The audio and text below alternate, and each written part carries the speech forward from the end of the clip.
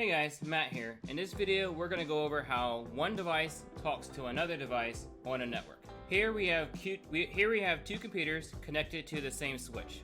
Now, in the real world, this right here, as you can see here, you can see my cursor. This is how you draw a switch. I wanted to get away from the Visio diagrams and stuff because, you know, you're not always going to have a Visio diagram when you want to articulate information. So if you see this, this means switch. Computer A has an IP address of 192.168.1.2. Computer B has an IP address of 192.168.1.3. Computer A has a MAC of AA, BB, 12, 12, 1C, F3. Computer B has a MAC address of, I don't know. So in this scenario, Computer A wants to send a data packet to Computer B. How does that happen? The first thing that Computer A is going to do is going to check and see if the IP address of Computer B is in the same network. I am left-handed, obviously. Since the other computer is on the same network, just knowing Computer B's IP address is not enough. When it's in the same network, there's no need or use for an IP address to communicate. A router is not going to come into play. Well, in order for IP addresses to be relevant, a router would need to come into play. And a router is not going to come into play in inter-networking traffic. You do not see a router in this diagram.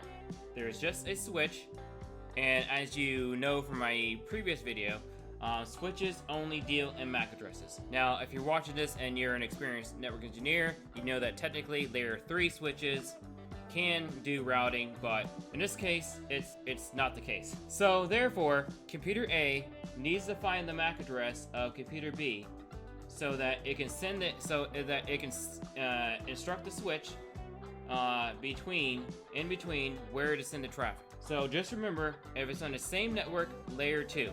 Now, layer 2, if you recall from my previous video on OSI, layer 2 pretty much means MAC addresses. Traffic within the same network. IP addresses are only involved when routing is needed. Now, the reason why a lot of apps use IP addresses, you know, for everything and not just IP addresses and sometimes MAC addresses, is for 1, human readability, and 2, so that apps don't have to use different logic for on-net and off-net traffic. They leave that decision to the routing architecture. In other words, the lower layers of the OSI or TCP IP model. So now that that's out of the way, Computer A needs the MAC address of Computer B. But Computer A only knows Computer B's IP address because maybe the user typed it in. How does Computer A get it?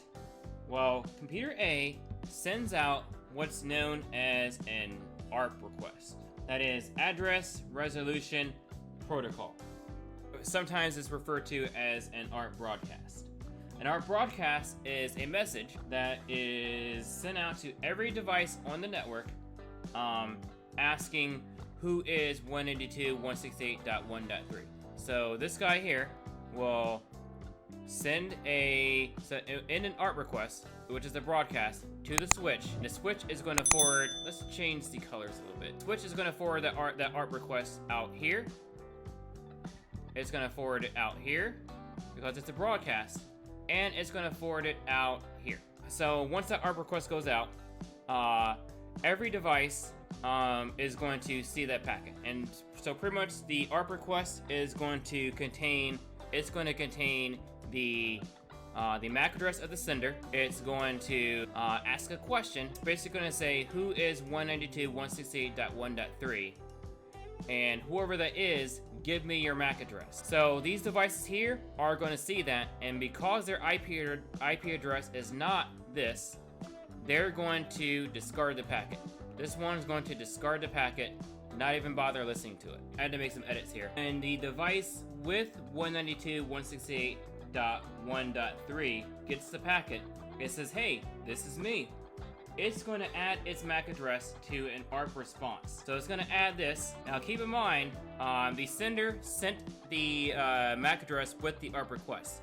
So B already knows the MAC address of A.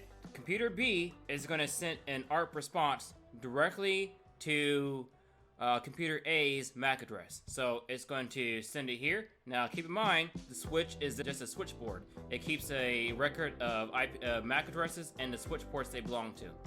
So it goes up, switch port looks up the record. It knows it needs to go out this port here, and it goes back here. So at this point, computer A knows the MAC address of computer B, and computer B now knows the MAC address of computer A. Now they can talk. Now both of these devices will store their learned MAC addresses and the IP addresses in what's called an Arp table or an Arp Cache, and they will keep that information stored in the Arp Cache for a period of time. And at this point, I mean, computer A and computer B just talk. Computer A starts sending packets to the MAC address of computer B. Computer A sends the unicast packet, which is what a non-broadcast packet is. There are other types of traffic, but we'll get into that much later. But switch A sends a unicast packet, which is a packet directly to computer B, sends the A to the switch. Switch port looks up the MAC address, and the switch port of B sends it out there, vice versa. Back and forth, back and forth. That is how devices on the same network will talk to each other. Now, here's a little bit of a teaser for the next episode. Now, let's say computer A wants to send traffic off network, maybe to a device with the IP address of 10.10.10.8. The computer A is going to check through its magic to see whether 10.10.10.8 is on the same network. It is most definitely not on the same network, not by a long shot. So what does computer A do? Well, you may have heard a term like this before, called a default gateway. A default gateway is an IP address that just means if you don't know where to send this packet, send it to me. Alright, so I made some more edits here. So just to give you an idea of a default gateway, switch A needs to send the traffic for a device to a device that's off network, and it needs to send it to a default gateway. Now at this point, you need a routing device in order to route between networks, because this is off network. So the same thing happens as far as the ARP thing, because this device has its own MAC address. So it'll ARP request. This guy gets it, respond to the MAC address. These guys know each other's MAC addresses.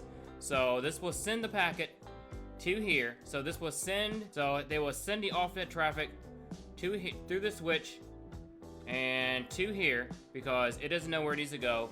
And presumably, this router knows how to get to this network. How does this router get the traffic from where it is now to 10.10.10.8? Now, I mentioned routing logic in a previous video, and we are going to start diving into that, I think next video or the video after. Depends on how the curriculum goes. But anyways, that's it for this episode. The next episode, we're going to get into some basic IP addressing, and then we might touch into subnetting. I need to get a feel for how you guys are understanding the lessons. But anyways, you guys have a good day.